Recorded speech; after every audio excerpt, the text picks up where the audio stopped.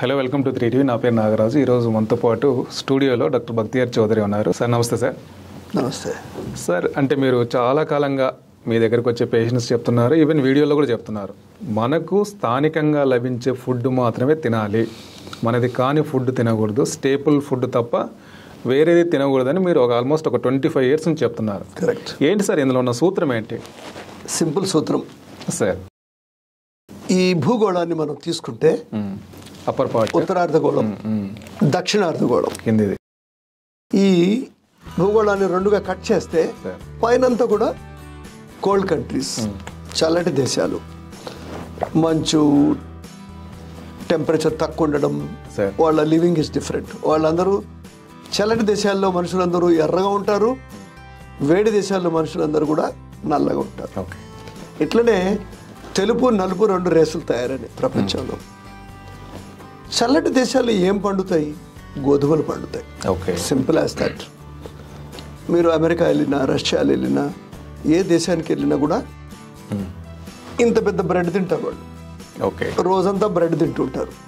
కానీ వాళ్ళకి కడుపు ఉబ్బరమో లేదా గ్లూటెన్ అలర్జీ అయిపోయి షుగర్ రావడమో అట్లా ఎక్కువ మందికి జరగదు. ఎందుకంటే that is their staple food. దీన్నే మనం స్థానికమైన ఆహారం అని చెప్పవచ్చు. తెలుగులో ఇంకో సామెత కూడా ఉంది, నిత్య కృత్య ఆహార నియమము సబబు. అంటే రోజు మనం పనులు చేసుకుంటూ ఒకటే చోట ఉంటూ జన్యుపరంగా ఒక ప్లేస్కి చెందినప్పుడు అక్కడ ఉన్న తిండి మాత్రమే మనం తినాలి. వేరే ప్లేస్కి వెళ్ళినా కూడా ఇదే తిండి తినాలి. ఎందుకంటే నీ జన్యుపరం మారదు, నీ డిఎన్ఏ మారదు. ఇప్పుడు సదర్న్ హెమిస్ఫియర్, దక్షిణార్ధగోళం మనం చూస్తే వేడి దేశాలన్నీ, Africa, Arab, India, Pakistan, China, తర్వాత బ్యాంకాక్, థాయిలాండ్ అన్నీ కూడా, ఇవన్నీ కూడా వేడి దేశాలు. ఇక్కడ ఏం పండుతుంది? అన్నమో రామచంద్ర, బియ్యం పండుతుంది. మన దేశమే కాదు, నేను చెప్పిన ఈ సదర్న్ హెమిస్ఫియర్ దేశాలు అన్నిట్లో కూడా బియ్యమే పండుతాయి. ఎందుకు? బియ్యానికి వేడి కావాలి, నీళ్లు కావాలి, తర్వాత భూమిలో కావాల్సిన సారం కావాలి. మీరు అమెరికా, రష్యాకి వెళ్తే హాఫ్ ద టైం వాళ్ళ భూమి అంతా గడ్డగట్టిపోయి ఉంటుంది. మంచు పడుతుంది. అక్కడ వీట్, ఓట్స్, రై, ఇంకొన్ని చిన్న చిన్న, అక్కడ వాళ్ళకు కూడా కొన్ని మిల్లెట్స్ ఉన్నాయి. అంటే ఒక మేజర్ సీరియల్, ఒక మైనర్ సీరియల్ ఉంటాయి.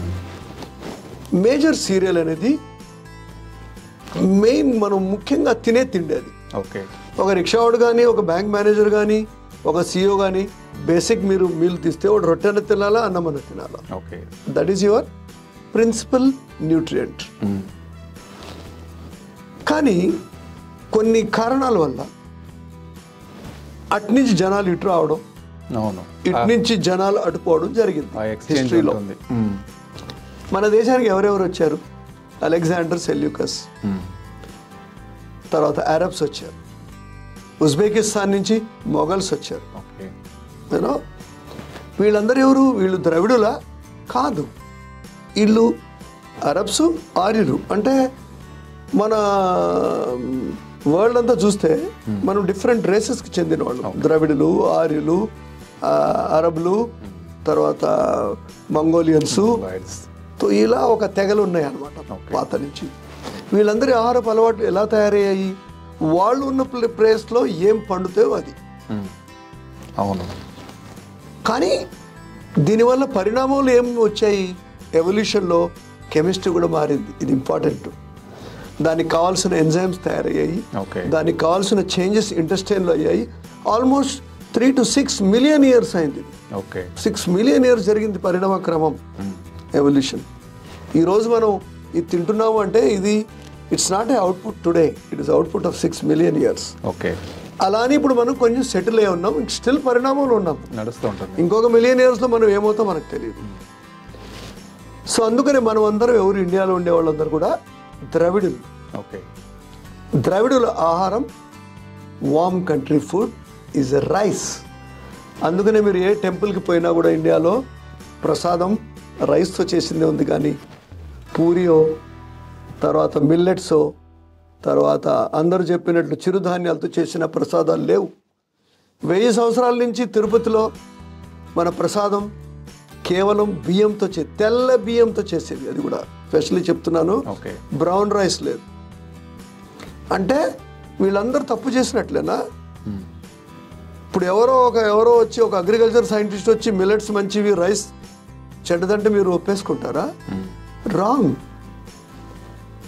తక్కువ తినాలన్నా ఎక్కువ తినాలన్నా ఈ బ్యాలెన్స్ మీరు చేసుకోక ఎవరు ఎప్పుడు తినాలా అనేది ఆలోచించకుండా మీరు ఏం చేస్తున్నారు? డైరెక్ట్లీ మార్చడానికి ప్రయత్నం చేస్తున్నారు. మేము మార్చలేదు ఇంకా. దీనికి ఇంకో చిన్న ఉదాహరణ చెప్తాను. North India diesel engine, south India petrol engine అనుకుందాం. ఈ పెట్రోల్ ఇంజన్ని మీరు అమెరికాకి తీసుకెళ్ళినా, రష్యాకి తీసుకెళ్ళినా మీరు పోయాల్సింది పెట్రోలే. కానీ మన ఎన్ఆర్ఐస్ ఏం చేస్తున్నారు? ఇండియన్ ఎన్ఆర్ఐస్ అమెరికాలో ఉండేవాళ్ళు. ఇన్ఫ్యాక్ట్ అమెరికాలో ఎక్కువ వ్యాధిగ్రస్తులు అక్కడ నివసిస్తున్న ఇండియన్సే. మీరు గూగుల్ చేసి చూడండి. ఎందుకు? వీళ్ళందరూ ఆహార నియమాలు మార్చుకున్నారు. ఇప్పుడు నేను అమెరికాలో ఉంటే నా కొడుకు అక్కడ పుడితే అమెరికాలో, వాడు అమెరికన్ లాగేం పుట్టడు. Wrong. He will still be having our own DNA. ఒక మనిషి యొక్క డిఎన్ఏలో మార్పులు రావడానికి 20,000 సంవత్సరాల కంటే ఎక్కువ టైం పడుతుంది. మరి మీరెవరయ్యా చెప్పడానికి ఇది తిను అది తిను? ఎవడు తిండి వాడు తినాలి. మీరు పొద్దున్న లేస్తే ఇంటికి పోయేటప్పుడు మీ ఇంటికి వెళ్ళాలి కదా. లేదు మైక్రోసాఫ్ట్ బిల్డింగ్ బాగుంది దాంట్లో వెళ్ళి పడుకుంటారంటే ఎవడు ఒప్పుకుంటాడు? స్థానికమైన ఆహారానికి ఇది ఎగ్జాంపుల్. అయితే వీళ్ళు ఆ ఫుడ్, వాళ్ళు ఈ ఫుడ్ తింటే ఏమవుతుంది?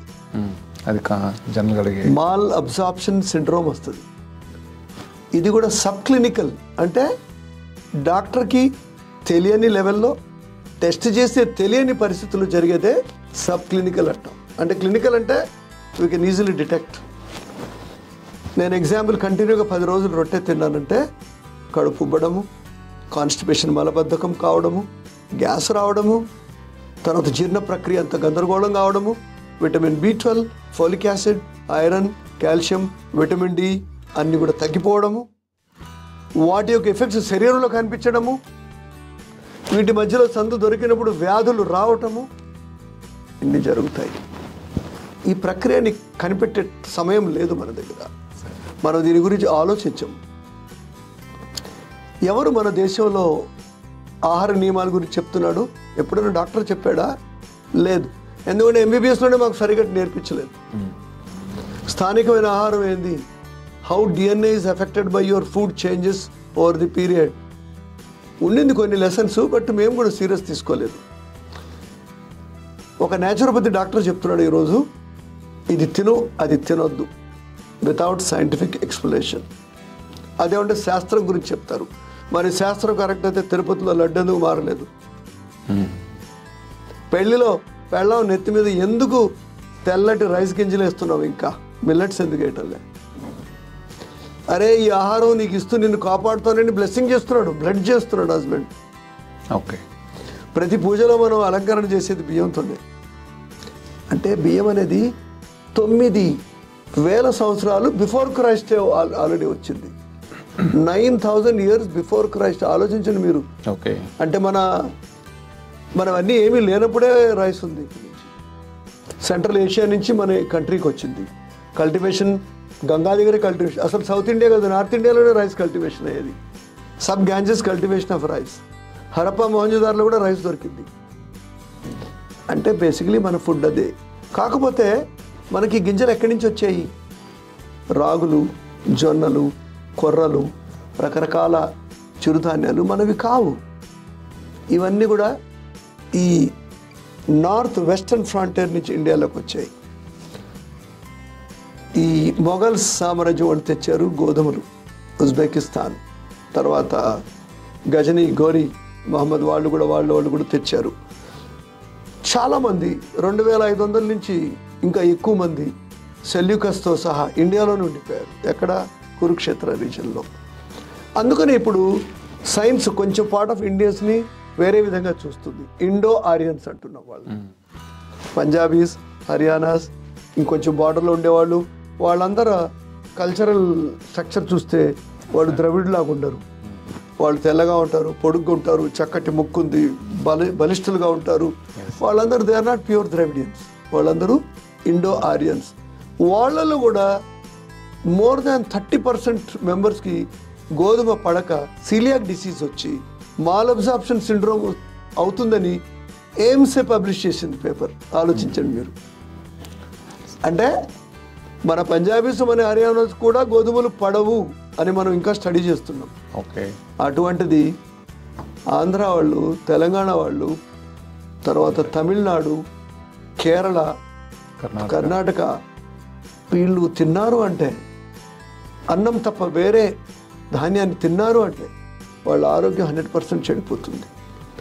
మీరు ఇమీడియట్గా గమనించకపోవచ్చు, కానీ షుగరు, బీపీ, థైరాయిడ్, క్యాన్సర్లు, ముఖ్యంగా ఇంటెస్టైనల్ క్యాన్సర్స్, వీటన్నిటికీ రూట్ ఎవరైనా ఎక్స్ప్లెయిన్ చేశారు ఇంతవరకు?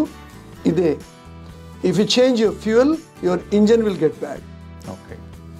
సో స్థానికమైన ఆహారమే గొప్పది, మీ నిజమైన ఆహారం. కాకపోతే ఎక్కువ తింటాం కాబట్టి దాన్ని బ్లేమ్ చేస్తున్నాం మనం. ఆహారపు పద్ధతులు ఇంపార్టెంట్.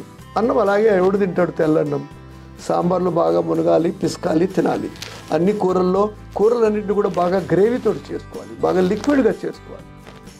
ఎందుకంటే తెల్లటి అన్నం గింజ చాలా ఈజీగా అబ్జార్బ్ చేస్తుంది, కానీ అన్పాలిష్డ్ బ్రౌన్ రైస్ అబ్జార్బ్ చేయదు. గుర్తుపెట్టుకోండి మీరు. కాబట్టి బ్రౌన్ రైస్ కూడా తినొద్దు. చిన్నప్పటి నుంచి వింటానే ఉన్నాయి కథ, ఎప్పుడు తినలే బ్రౌన్ రైస్. సరే, ఈ అన్నంకి ఏదైనా లెక్క ఉందా? ఇంత వెయిట్కి ఎంత తినాలని చాలా మందికి. ఎందుకంటే ఏ రకం బియ్యం గొప్పవి? నల్ల బియ్యం చాలా గొప్పవి, కానీ నల్ల బియ్యం మన దేశాల్లో ఎక్కువగా పండించాం. ఓకే. నెక్స్ట్ వచ్చి బాస్మతి రైస్. అది కూడా గంగా రివర్ ఆ బెడ్లో, తర్వాత సబ్ హిమాలయన్ టెరిటరీలో పెంచేవాళ్ళు. బాస్మతి రైస్ కూడా గ్లైసెమిక్ ఇండెక్స్ గోధుమ కంటే బెటర్ది. మూడవది సౌత్ ఇండియన్స్కి చాలా గొప్ప రైస్ ఏంటంటే కేరళ రైస్, పార్ బాయిల్డ్ రైస్. ఎందుకంటే దాన్ని మనం ఒడ్లుగా ఉన్నప్పుడే బాయిల్ చేసి ఎండబెట్టి దాంట్లో ఉండేటువంటి కొన్ని గుణగణాలు అలాగే అట్టిపెట్టి ఉంటాయి. కానీ అన్పాలిష్డ్ బ్రౌన్ రైస్ మాత్రం అరగవు, తర్వాత మన కూరల్ని అవి సరిగ్గా పీల్చుకోవు. కాబట్టి దానివల్ల గొప్ప బెనిఫిట్ లేదు, కానీ మలబద్ధకం అయ్యే అవకాశం చాలా ఎక్కువగా ఉంటుంది. తెల్లన్నం ఎత్తనండి. మోతాదు అనేది చాలా ఇంపార్టెంట్. నార్మల్గా షుగర్ ఉన్న వాళ్ళకి మేము మోతాదుని ప్రిస్క్రైబ్ చేస్తాము, కానీ మామూలుగా ఉండేవాళ్ళు మెజర్ చేసుకోవాల్సిన అవసరం లేదు. సమయానికి తింటే కరెక్ట్ మోతాదు దొరుకుతుంది. ఓకే. ఫర్ ఎగ్జాంపుల్, మీరు 10 గంటలకు బ్రేక్ఫాస్ట్ చేస్తే ఎప్పుడో నైట్లో 8 గంటలకు డిన్నర్ తిన్నారు, మీ కడుపు ఆవురు ఉంటుంది. మీరు ఏం చేస్తారు అప్పుడు? మీరు తినాల్సిన 4 ఇడ్లీల కంటే ఇంకో 2 ఇడ్లీలు ఎక్స్ట్రా తింటారు. దానివల్ల ఏమవుతుంది? మధ్యాహ్నం భోజనానికి ఆకలి తగ్గిపోతుంది. సో మనం మధ్యాహ్నం ఏం చేస్తాం? అరే ఆకలి లేదురా అని తక్కువ అన్నం తింటాం. అప్పటికి ఏమవుతుంది? మీ ఆకలి సెటిల్ అయిపోయి రాత్రి భోజనానికి ఏమవుతుంది? ఇంకా ఎక్కువ ఆకలి ఉంటుంది. అప్పుడు ఇంత తింటాం. So what are you trying to do? You are fingering basically. దాన్ని నువ్వు మాటికి డిస్టర్బ్ చేస్తున్నావు ప్యాటర్న్. ఓకే. అలా చేయకూడదు. ప్రతిరోజు మీరు ఫిక్స్డ్ క్వాంటిటీ ఆఫ్ ఫుడ్ తినాలి, మెజర్ చేయాల్సిన అవసరం లేదు. ఫర్ ఎగ్జాంపుల్, నేను రోజు 2 దోశలు తింటాను. ప్రాణం అటు ఇటు అయినా 8 గంటలకు తిన్నప్పుడు నేను 2 దోశలే తినాలి, ఒకటి ఎక్స్ట్రా తినకూడదు అనేది మీరు ఫిక్స్ చేసుకోవాలి. డయాబెటిక్ పీపుల్ ఉన్నవాళ్ళు, ముఖ్యంగా 70 నుంచి 75 కిలోల బరువు ఉన్న వాళ్ళకి, ఒక పూటకి మోడరేట్ జాబ్ చేసే వాళ్ళకి 70 గ్రాముల బియ్యం నుంచి ఎంత అన్నం అంతా తినండి, 70 గ్రామ్స్. 80 to 85 కిలోస్ ఉన్న వాళ్ళకి 75 గ్రామ్స్ తినండి. 85 to 90 ఉన్న వాళ్ళకి 80 to 85 గ్రామ్స్ ఒక పూటకి తినండి. అది ఎలా తెలుస్తుంది? ఒకరోజు మనం తెచ్చి బియ్యంని కొలుచుకొని ఎంత అన్నం వస్తుందో తెలుసుకోవాలి. మీకు ఒక చిన్న లెక్క చెప్తాను. 70 గ్రాముల బియ్యంతో ఎంత అన్నం అవుతుందో దానికి సరిగ్గా సమానంగా 4 ఇడ్లీలు అవుతాయి ఇంట్లో చేసి. అంటే బ్రేక్ఫాస్ట్లో 4 ఇడ్లీలు మీరు తింటే ఇంట్లో మీరు 70 గ్రాముల బియ్యంతో చేసిన అన్నం తిన్నట్లు సరిపోతుంది. షుగర్ ఉన్న వాళ్ళకి మేము ఇదే చెప్తాం, పూటకి 70 గ్రామ్స్ శరీర బరువుని బట్టి. లేడీస్కి అయితే 60 గ్రామ్స్ సరిపోతుంది. బాగా నువ్వు పరిగెడుతున్నావు రోజు 2 గంటలు 5 grams పెరుగుతుంది. అంటే ఒక చిన్న అడ్వైస్ తోటి మీ ఆహార నియమాల్ని ఫిక్స్ చేసుకోవచ్చు. అంతేగాని టైంకి తినకపోతే మాత్రం మనం డిస్కస్ చేసేదంతా వేస్ట్. 8 గంటల లోపల ఎవరైతే బ్రేక్ఫాస్ట్ తింటాడో వాడే ఆరోగ్యవంతుడు. వాళ్ళ బరువు పెరగదు, థైరాయిడ్ రాదు, చాలా వరకు వాళ్ళ శరీరం చురుకుగా పనిచేస్తుంది. ఎందుకంటే 10 గంటల నిద్ర నుంచి మనం లేచాము. మెదడుకి, అవయవాలకి, కండరాలకి ఎనర్జీ దొరకడం లేదు. ఈ టైంలో మీరు మీ టిఫిన్ని లేట్ చేసేసారంటే అంతా చెడిపోయినట్లే.